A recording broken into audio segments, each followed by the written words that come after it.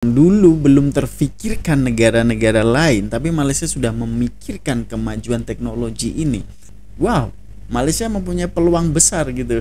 Ini menjadi pelopor guys ya, bukan hanya konsumen. Selangkah lebih maju lagi ke hadapan ini cuy ya, dibandingkan tetangga-tetangga sebelah. Hai, hello guys, assalamualaikum, salam sejahtera semuanya. Apa kabar cuy ya? Semoga selalu dalam keadaan baik dan semoga selalu dilimpahkan rezekinya. Amin ya robbal alamin. Oke guys, ya ini banyak sekali yang DM ya, bahwa ini tentang perekonomian ya, tentang maju ke hadapan ya dibandingkan negara yang lainnya. Ini Malaysia menjadi nomor 1 di ASEAN guys, bukan calang-calang, bukan kaleng-kaleng, sudah produknya itu ke penjuru dunia. Tahniah guys ya. Dan seperti apa videonya saya pun penasaran banget ya. Link ada di description jika kalian mau nonton videonya langsung, yaitu Malaysia negara terkehadapan dalam teknologi. Kedengarannya luar biasa guys ya. Jadi cukup mantul lah. Ini pencapaian yang begitu dahsyat banget. Sebab kalau kita tahu guys ya, ini sudah sejak zaman dahulu lagi Malaysia itu sudah menceburi bidang teknologi ini.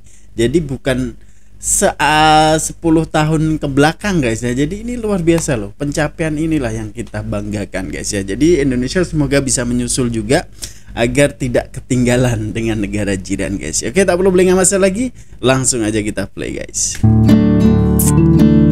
Perumahan cakep. Assalamualaikum warahmatullahi wabarakatuh. Bertemu lagi di channel saya Masri Muhammad dalam siri Malaysiaku episod yang ke-34 kali ini.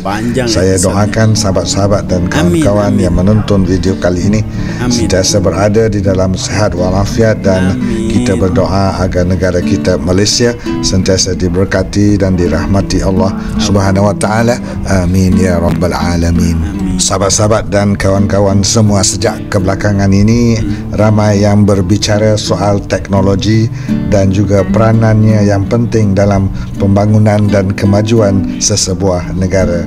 Negara yang terkehadapan di dalam teknologi biasanya adalah sebuah negara yang maju, sementara kemunduran negara-negara dunia ketiga umpamanya sering dikaitkan dengan amalan teknologi yang tradisional dan bertahap rendah. Sebenarnya apa yang dimaksudkan dengan teknologi ini? Secara mudahnya saya fikir teknologi ini adalah satu proses ataupun produk yang lebih baik yang dapat dihasilkan daripada kepintaran ilmu pengetahuan seseorang. Jadi dengan teknologi ini ianya boleh meningkatkan efisiensi, produktiviti dan juga keselesaan kehidupan yang akhirnya menjurus kepada pertumbuhan ekonomi yang signifikan, kualiti kehidupan yang lebih baik dan perubahan struktur sosial ke arah yang lebih makmur. Sahabat-sahabat dan kawan-kawan semua, dalam konteks video kali ini kita tidak bicara tentang teknologi yang biasa-biasa, tetapi kita ingin bincang tentang teknologi canggih, teknologi masa hadapan. Contohnya teknologi AI, teknologi digital, teknologi hijau, Internet of Things dan juga teknologi keuangan ataupun fintech. Yang mana teknologi ini boleh mencorakkan situasi ekonomi sesebuah negara dan juga kekal bersaing di masa hadapan. Sekarang ini terdapat beberapa negara yang terkehadapan dalam teknologi ataupun technologically advanced countries, yang bermaksud negara yang menggunakan teknologi terkini atau berada di barisan hadapan dalam pembangunan teknologi. Ianya juga merujuk kepada masyarakat ataupun rakyat sesebuah negara itu yang mempunyai tahap keupayaan teknologi yang tinggi. Jadi persoalannya, di manakah kedudukan negara kita Malaysia? Adakah Malaysia termasuk di dalam senarai negara-negara yang terkehadapan dalam teknologi? Mari kita semak sama-sama maklumat yang saya cuba kongsikan di sini. Daripada maklumat yang dipaparkan di sini, jelas kelihatan bahawa Malaysia berada di tangga ke-10. 10 guys. Di peringkat Asia dan ke-33 dunia dalam senarai negara-negara teknologi terkehadapan ini. Jadi di peringkat ASEAN pula, Malaysia berada di tangga kedua di belakang Singapura, mengatasi negara Thailand di tempat yang ketiga atau 43 dunia, Indonesia keempat atau 59 dunia, dan Filipina kelima 63 dunia. Saya berpendapat bahawa ini adalah satu pencapaian yang memberangsangkan.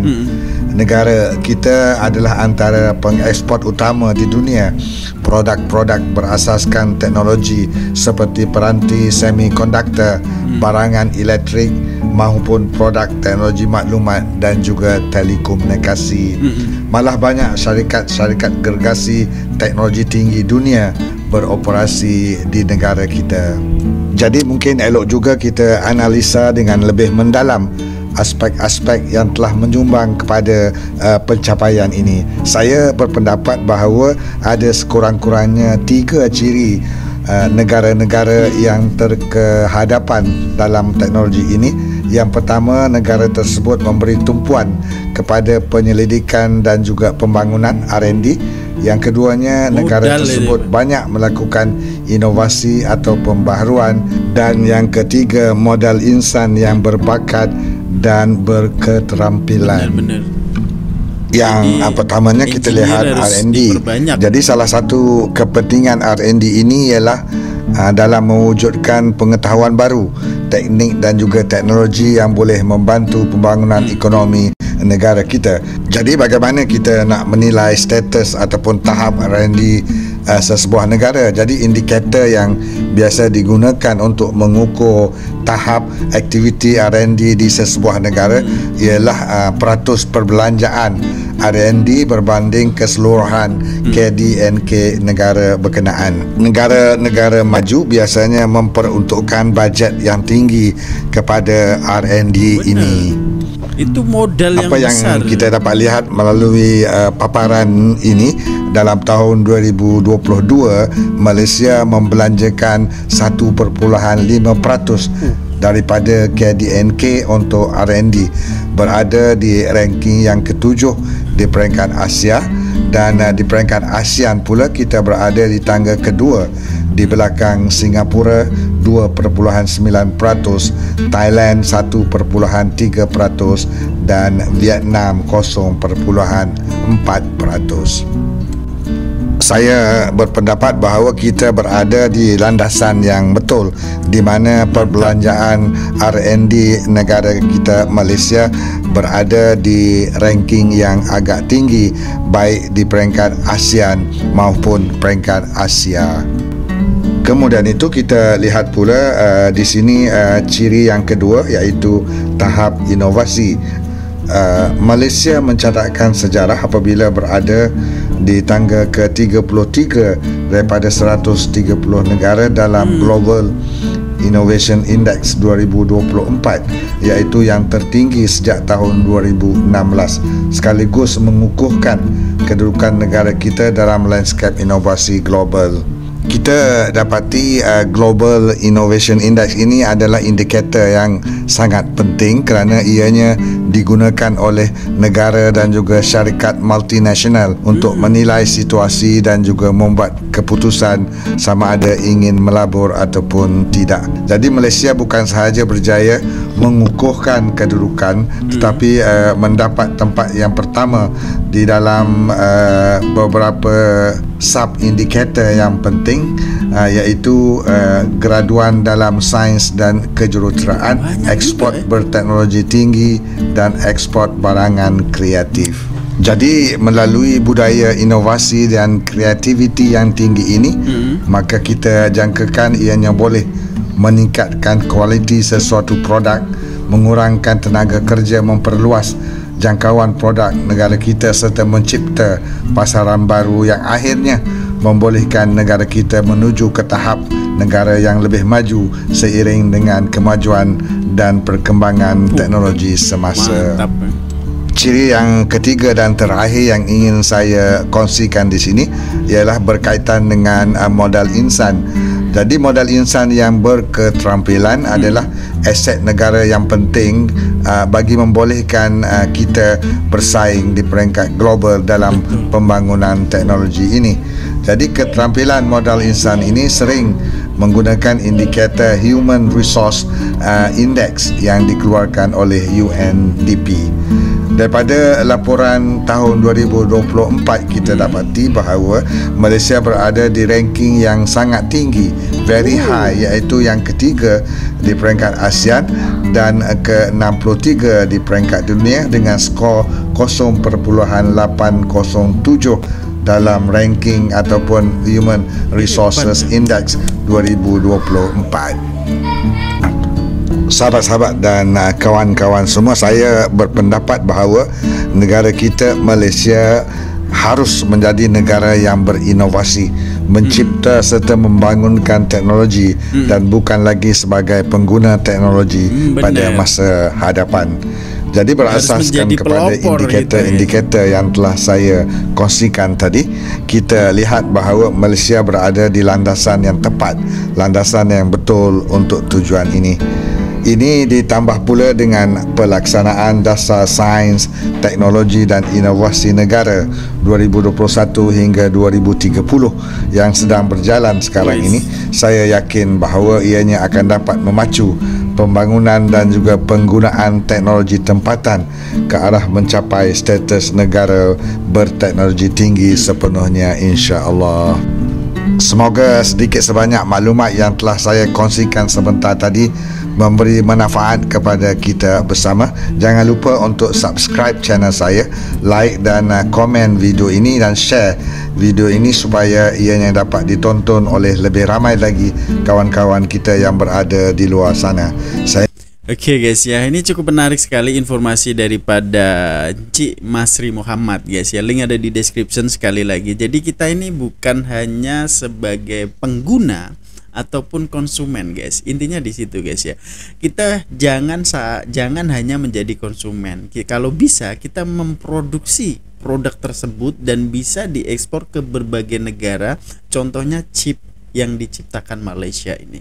Dan ini bukan kerja 10 tahun belakang, mungkin 20 tahun belakang, bukan.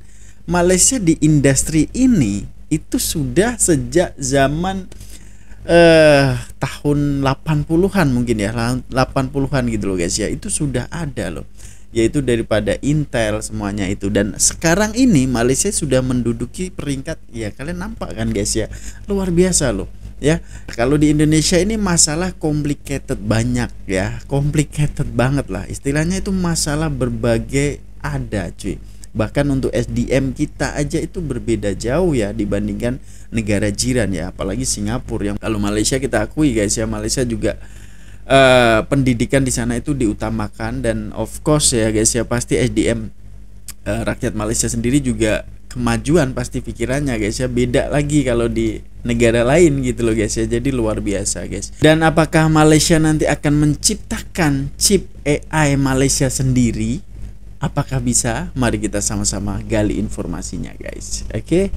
Melalui kerjasama komprehensif dengan ARM, kita telah merancang salah satu pelan teknologi paling bercita-cita tinggi yang pernah dilihat Malaysia untuk mempelopori chip AI pelopor guys, bukan galeng-galeng, dihasilkan, diuji dan dipasang di sini dan dijual ke seluruh dunia.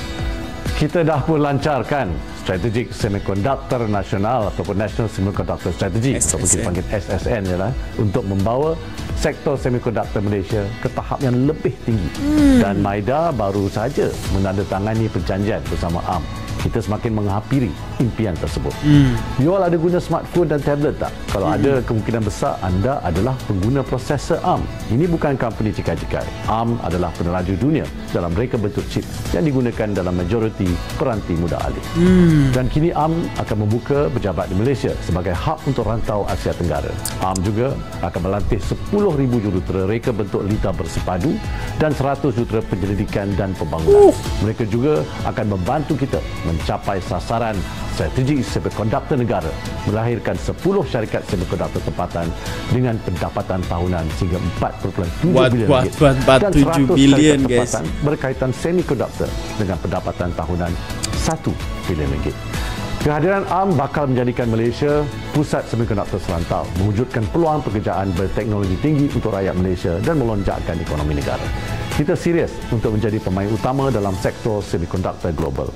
Kerjasama dengan ARM merupakan salah satu langkah penting dan ada lagi beberapa pengumuman yang akan dibuat. Jadi tunggu. Guys ya, ini adalah kerjasama yang betul-betul akan menguntungkan Malaysia itu sendiri guys ya. Sebab dengan ARM ini kalau tak silap aku itu yang mempunyai blueprintnya gitu loh. Tapi ini yang membuat itu Malaysia gitu loh guys ya. Jadi luar biasa loh ya. Wow, selangkah lebih maju lagi ke hadapan ini cuy ya, dibandingkan tetangga-tetangga sebelah guys ya. Jadi luar biasa guys. Dan ini semikonduktor itu adalah salah satu hal yang akan datang ini. Semuanya itu akan menggunakan chip ini gitu loh guys ya. Berbagai peralatan pasti akan menggunakan chip ini. Jadi wow, Malaysia mempunyai peluang besar gitu. Ini menjadi pelopor guys ya, bukan hanya konsumen. Keren ya. Oke, kita next gali informasi. Possible ke Malaysia buat chip sendiri? Nah, ini masih dipertanyakan. Menurut aku sih possible aja guys ya, pasti bisa lah.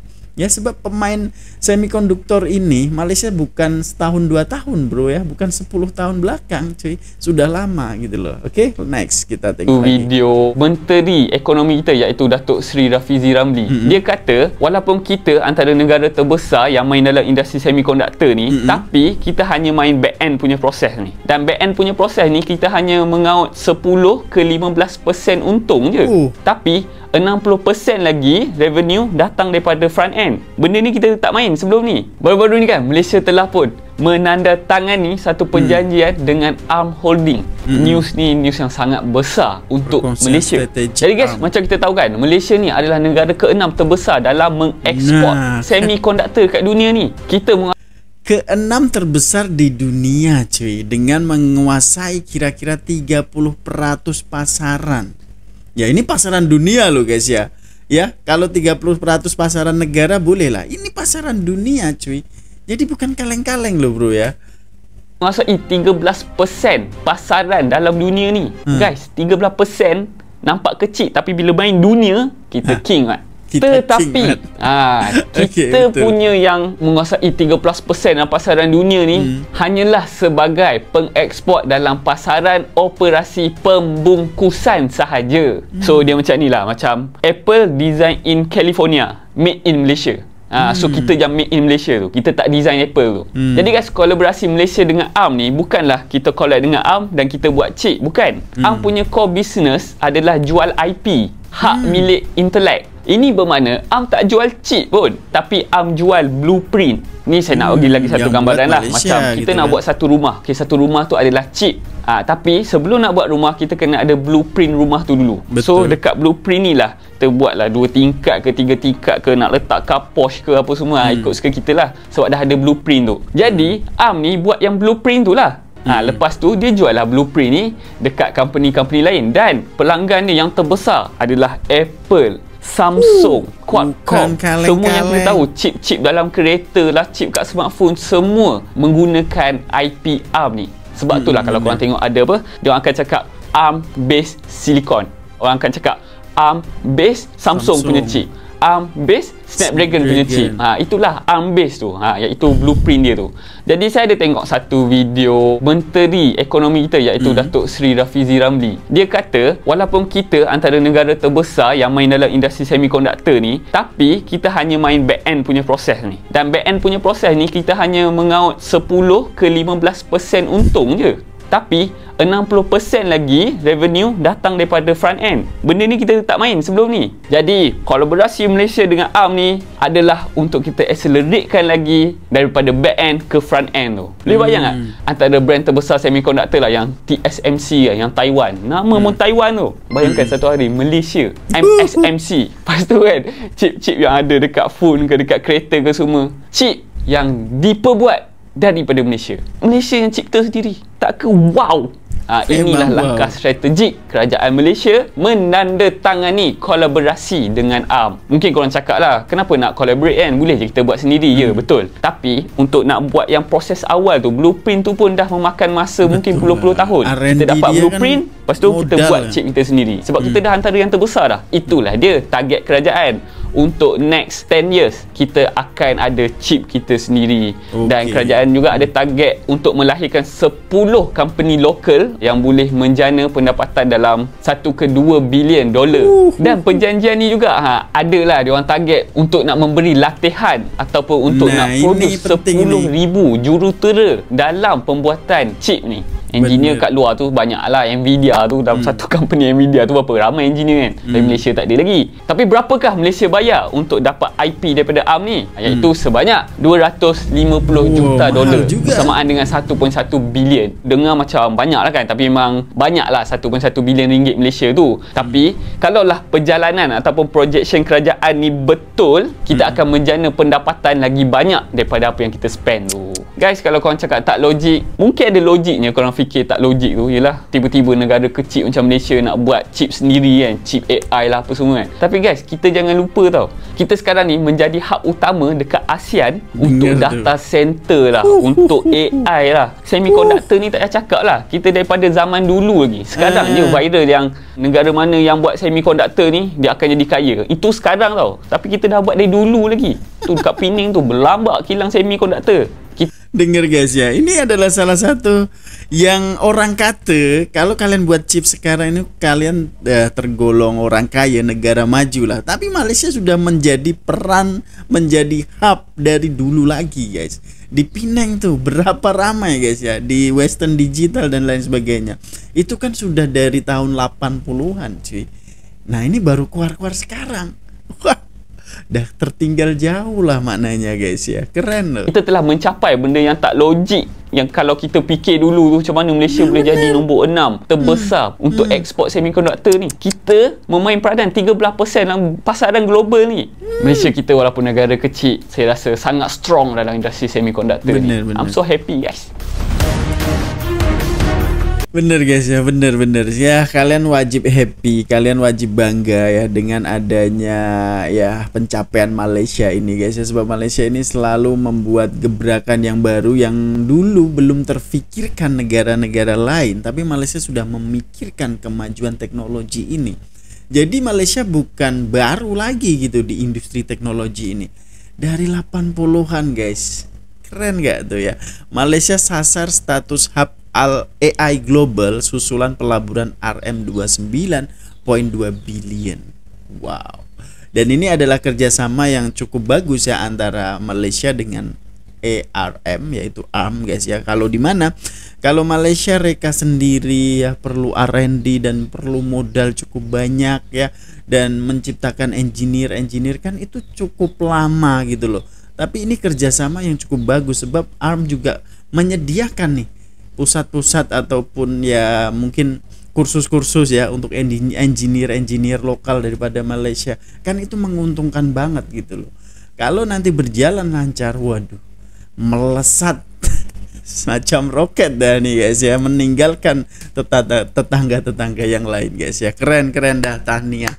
Semoga ini bisa menjadi inspirasi kepada negara-negara jiran juga dan bisa berkembang bersama, maju bersama guys ya. Sebab ya pasti kita mempunyai mempunyai keistimewaan sendiri dalam negara kita. Contoh lah, manusia pasti akan mempunyai keistimewaan ya, spesialnya dia apa pasti ada gitu loh. Nanti Indonesia spesialnya apa kan bisa juga gitu loh guys ya. Kalau Malaysia sudah spesial di teknologi ini, ya Indonesia pasti mempunyai hal yang lainnya guys ya. Jadi semoga aja bisa bergandengan tangan, bisa maju bersama guys ya. Jadi menurut kalian seperti apa cuy? Tinggalkan komenan terbaik Anda. Mungkin sekian dulu untuk video kali ini, perkongsian kali ini. Jumpa di video selanjutnya. Assalamualaikum warahmatullahi wabarakatuh. Bye bye.